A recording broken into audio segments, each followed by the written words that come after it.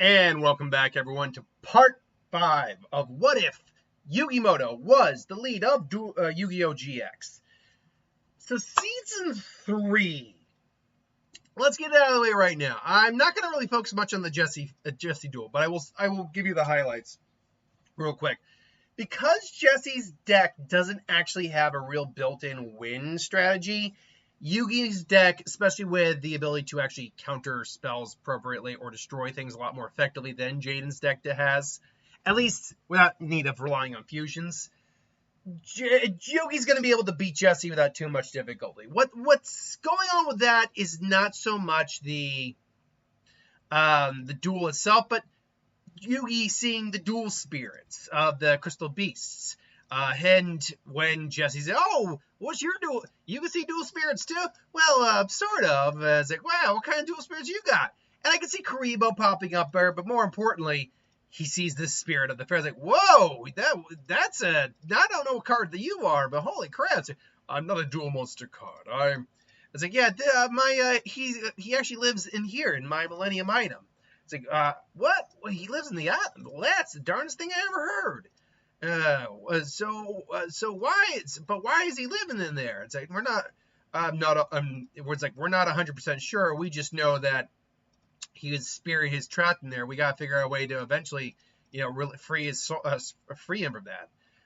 But I mean, but I'm in no rush. It's like, I'm more than happy to help Yugi out with his needs and endeavors. And I was like, well, that's awesome. And so Yugi and him have their duel, and it goes, like I said, mostly in Yugi's favor. That's not really the duel we want to focus on.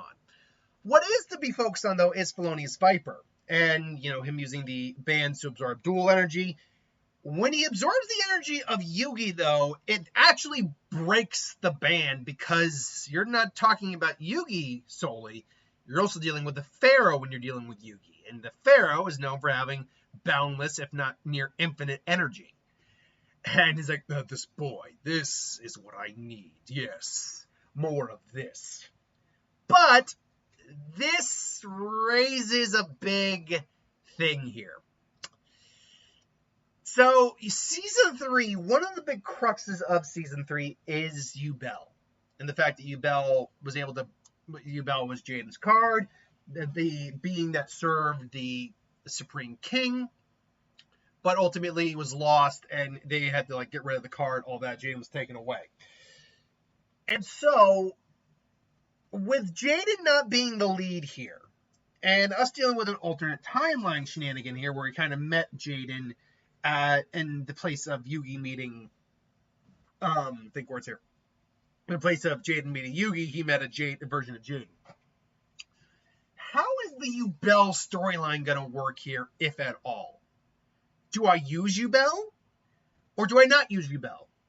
Because I'm using some alternate timeline shenanigans here, I think we can just use Yubel, and this is just Jaden not having met Yubel yet. So she is still looking for Jaden, and she can't find it. But she senses the energy of something she thinks to be the Supreme King. And as it turns out, it's the Pharaoh. But she's mistaking that at the moment for the Supreme King. So I think that could be an interesting little crux that we'll talk a bit more about later.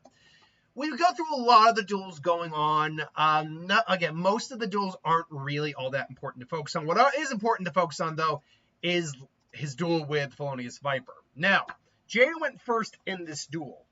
In this duel, Yugi draws. And he draws Buster Blader, Breaker, the Magical Warrior, Powerhouse Moving Battery, which is a trap we'll get to in a little bit, Magic Cylinder, Silent Magician level 8, and Summons Skull. He summons Breaker in attack mode, sets Magic Cylinder in Power Hold. Viper summons Venom Snake, sets 2 cards, and plays Venom Swamp, also putting a Venom counter on Breaker. And Venom Swamp activates any monster with a Venom counter on it, loses 500 attack points for each Venom counter on it. As well, when they're down to 0, they're destroyed. This would bring Breaker down all the way down to 900. Now, his Venom Snake can't attack right out the gate, which is good for Yugi. Unfortunately, Viper, as strategic duelist as he is, does not seem to really have any answers for card destruction, because Yugi drew Dark Magician Girl, Yugi uses Breaker's ability to destroy Venom Swamp, and that just returns his ability power back to where it was. Yugi then sacrifices it to summon Skull. He then brings out, and he then activates his Power Hold, the Moving Battery. Now, this spell is similar to the Moving Fortress card. It's a gear card, or sorry, a gadget card, I should say. That when it's activated from either your hand or your deck, you can bring out a gadget monster, equip it onto this card. This card comes out as a 0 attacks, 2,000 defense monster on the field. And this card's attack is double the attack of the gear creature or gear monster you put on there. Gold gadget, I keep saying gear, gadget creature you put on there. That gold gadget attack is 1,700. That means Yugi, in just one turn, brought out a Summon Skull with 2,500 with no Venom counters on it, and a 3,400 beater. Venom Snake only has about 1,200 attack, which means he would very quickly do 1,300 points of damage, leaving him down to about 700, leaving him down to about 23. But beyond that, he attacks in. Now, Viper would use his traps. Damage equals reptile, and Snake will still bring out 2 more venom creatures. But it really wouldn't matter. They only have like 1,200 and 1,000 attack. So, and I think you have to summon them out in attack mode as well. So, yeah, that means he gets completely obliterated. He's almost down to no life points. Without Venom Swamp, his strategy doesn't frickin' work. So, yeah, Viper would get pretty cleaved pretty hard. And then, obviously, Yubel would show up. He's like, you failed me. No! And then the shenanigans in the alternate dimension begin. This is where things get really weird. Because Yubel's still possessing Napoleon Bonaparte's kid. I can't remember his name. But she's possessing him using Exodia, Sacred Beast, whatnot. They're dueling it out. It's like, you don't recognize me, do you? My Supreme King. You look different. Have you changed? No. But it can't be you. You're not Jaden. Who are you? Why do you have his power? Why? And she's just angry at the fans. Like, I don't know who you are, but I will not allow this. And so, you know, she's very... Now, I think, if I remember correctly, Yubel actually was aware of the Pharaoh. And maybe that's why she's a bit confused. At first, she doesn't know it's the Pharaoh, but then ultimately figures it out. When dealing with the actual world, the actual alternate universe, things get very tricky. Yugi and the Pharaoh are forced into more life or death duels. They're still winning, obviously. But with Jaden, it got to the point that the Supreme King eventually came back out and ultimately overtook him for a while. Here, I don't see that happening. This is not an Orichalcos style thing where the Pharaoh's darkness comes out. I do think, though, that because he is a bit more ruthless, he has to make the choices Yugi won't. And he has to try to save everyone as best he can. So there's a lot of arguing and a lot of debate between him and Yugi ultimately. Them maybe coming to blows mentally with each other, them being separate from each other. Kind of similar to what happened in Duelist Kingdom, actually. They have a point where they can't be near each other.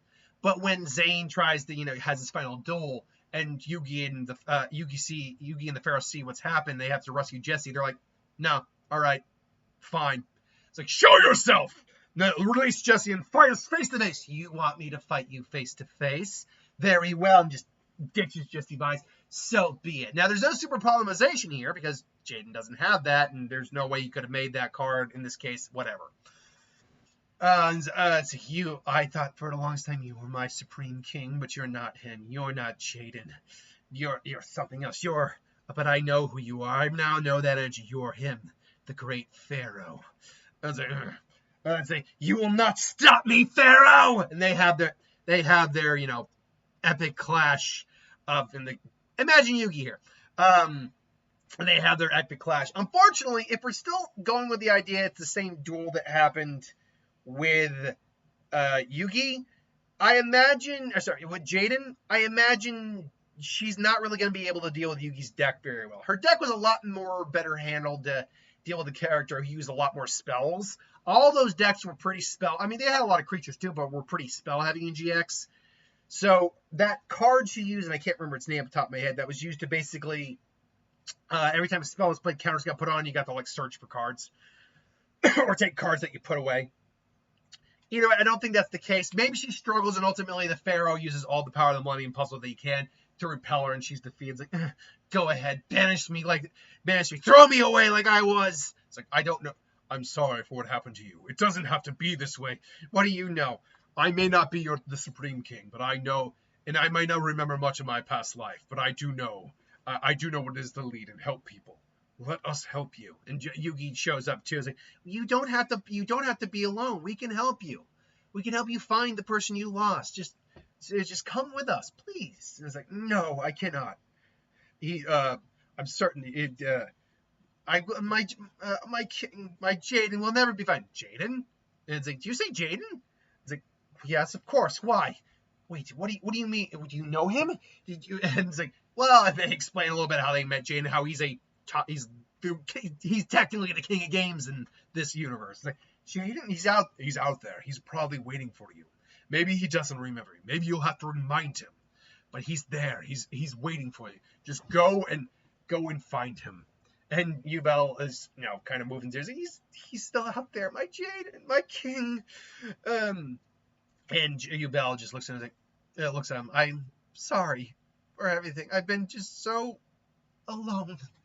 And so it's like, just go. He's waiting for you out there. It's like she goes up into the sky and basically into the next dimension, out of the dimension, to which, Yugi and the Pharaoh are probably kind of stuck in there for a little bit, but they eventually figure their way out. I could go into season 4, but my battery's low, and I think we'll just say that for the 4th. We'll say the only duel we're really going to cover is going to be the Duel of Darkness. I think that's the only one we're really going to cover. Because really a lot of it's just Jaden and Yugi, and Jaden dealing with, his 4th year at the school, but also being less Jaden than he was, having lost his fun of the game, having to duel so much life or death. And let me get it right out of the way right now. We're not going to be dealing with the Yugi Jaden duel. It's just going to probably be a mirror image of what it was here, just on the opposite side. So we'll see. A minus Slight for the Sky Dragon. No Slight for the Sky Dragon. So we'll meet back up in the final video next week. Until then, thanks for watching. I hope you enjoyed. Like, comment, share, subscribe, and I'll see you guys next time. Later.